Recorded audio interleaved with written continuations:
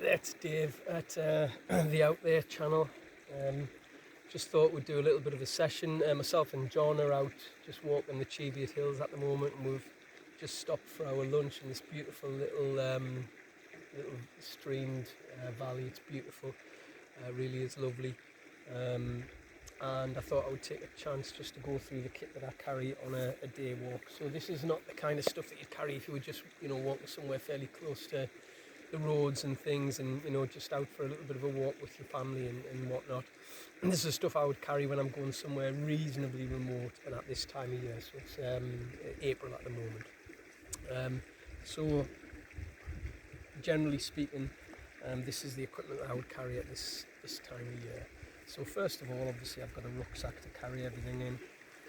It doesn't have to be an all singing, all dancing thing with 20 million straps for every occasion. Actually, you can keep it fairly simple when you're carrying reasonably light weights like you would on the day walk.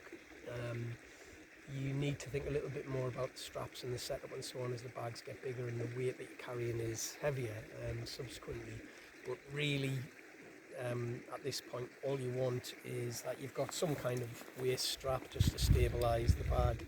You've got shoulder straps with perhaps adjusters on the top, which just help to, you can see the adjusters here, they just help to pull the bag in tight over your shoulders at certain times. When you're walking uphill, for example, and when you're coming downhill, you might want to slacken them off just to take the weight a little bit further away. So you might possibly want those as additional straps, but otherwise it doesn't have to be too much of a complicated thing. You may like a rucksack that's got a chest strap here, which helps to stabilise the load again. I tend not to use it too much, but this one is really handy because it's got a whistle on, and a whistle is an item that I think most people should carry. We'll talk a little bit about what your kids could carry as well if you're taking your kids out for the first time, and I like the idea of kids being self-sufficient, so my children always carried their own whistle amongst other things that we'll talk about later.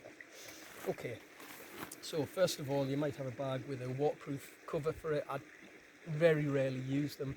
I usually take them out, and the pocket that it's located in I usually use for other things, but I do have inside my bag, one of the first things that goes in there is, so I'll put that in now because I'm going to reload the bag as we talk. One of the first things that goes in there is a large black bag like this, except for that's not it. Hang on a second, I've already shoved it in. Okay, so one of the first things that goes in is a large black bag like this, and that sits in the bag, so I've already got a waterproof layer there. Next thing that goes in, usually these are the things that I'm not expecting to need too much, so I have spare hat and spare gloves just in case. I always carry my own hat, of course, and I have a pair of gloves here, and they'll be more accessible about my bag, but these are spares just in case they're needed for other people in the party. If I lose some of my own stuff, I'll tend to shove those in towards the bottom. Usually I like the weight higher up and closer to my back, certainly as the bags get heavier. So the bottom is for more lightweight stuff that I'm unlikely to need. So if you were backpacking for a few days, then obviously you might decide to pop your sleeping bag in there. That would be a good start. What else have I got that I would put in at the base? I have a first aid kit. Now you might think, well, the first aid kit is something that I might need, and you might need it in an emergency, of course.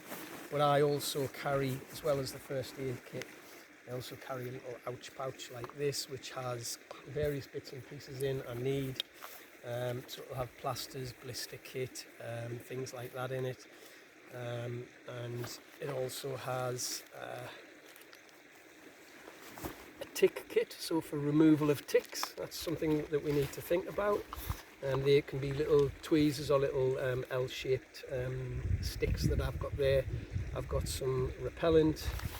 I've got, as I said, various plasters and bandages and things like that. I've got a blister kit in here, and somewhere in here I've got some sunblock also.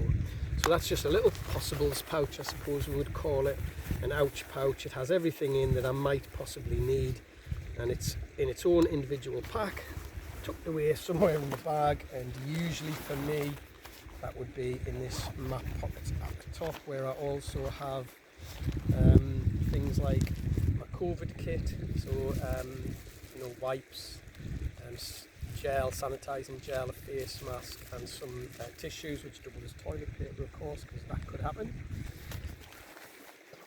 I've got my wallet and my car keys in the top, so I know where they are. I've got another hat there just with a folding peak that I sometimes like to wear, but right now I'm protecting my ears so I don't get burnt off, but I'd like to keep them for a few more years. I've also got my spare map. Actually, this is the map I tend to use all the time, but I haven't quite photocopied it as well as I would have liked to in the detail, but it's there anyway.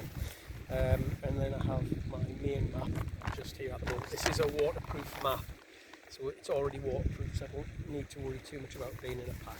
So that all goes in there. Any side pockets or top pockets or anything like that that you've got are useful for things that you want quick access to.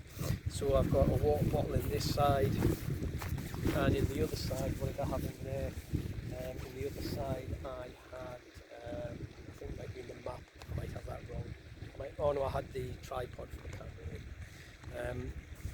I've got waterproofs, I've got a spare jacket, and this is obviously for times when you stop and it gets a little bit cold because you've been generating a lot of heat as you go.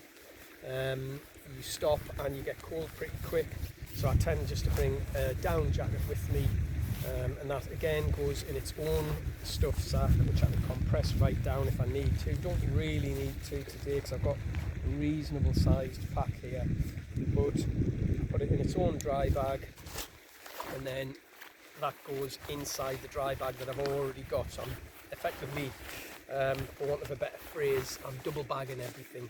So I'm pretty secure that even if it decides to lash down, and we're in Northumberland, so it does decide to lash down from time to time, I know that everything's sound.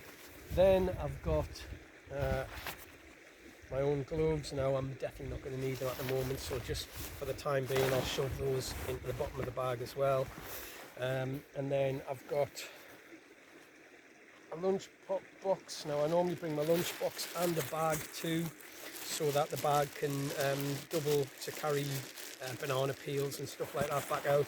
I know people say, well, why don't you just chuck the banana peels on the floor? Well, the reason I don't is because they're not meant to be here. They do take a while to degrade, so I'll carry everything back out, which is why I have the carrier bag, if you like, as well as the lunch box. So I just seal that bag up, make sure that's all sitting nice, and then my waterproofs go in. Always put my waterproof bottoms in, even though I've probably worn them about 3 or 4 times in my life, even in driving wind. But you know, that's preference more than anything. So waterproof top and bottoms go in there. Close the bag. Took everything out of the way. There are lots of straps on these Osprey bags, but they're all really useful eventually. So in here I've got more emergency kit in the top of the bag, so I always bring, as I said at the whistle earlier on, I've got a spare compass here. I also have an emergency blanket here. I have some painkillers in there which I will only use on myself, of course, not on anyone in the group. And I have a spare torch, just a little emergency torch. This is like a little head torch. And I carry that just in case. It doesn't take up any real weight, and if I was to find myself benighted, I'd be glad to have that. Okay, so we've got spare clothing in there. We've got hats, gloves and spares. We've got spare map, spare compass, and of course got my own map and compass there. We've got, what else?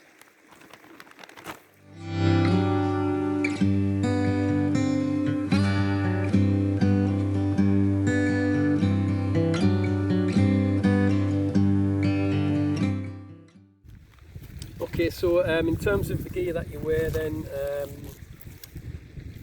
you want a decent base layer, something that the sweat from your body and wick it away towards the outer gear that you're wearing to get that sweat away. Otherwise, you know, waterproofs and stuff are all well and good, but you just roast inside the waterproofs. So you want something that's wicking the moisture away from your body, not a material like cotton that's going to stay wet and damp and cold. And then something like a fleece, and then maybe a windproof is a quite useful thing to have as well. Remember to think about hats and stuff, so I'm using my Life is Good hat. It's one of my favourite hats and it protects me lugs, as I said earlier on. pair of walking boots. They don't have to be something you would use to go up K2, just a decent pair of walking boots will do, and maybe even trainers at certain times of year. And then walking trousers are quite useful. I prefer to wear shorts usually, but trousers are good from the point of view of protecting a little bit from stingy stuff as you're wandering about, and that's pretty much it. Okay, so I hope that's useful to you. Don't forget to like and subscribe, and we'll see you again soon. Hopefully you'll soon be out there like us, like this chap here, and enjoying the wilds. Okay, take care.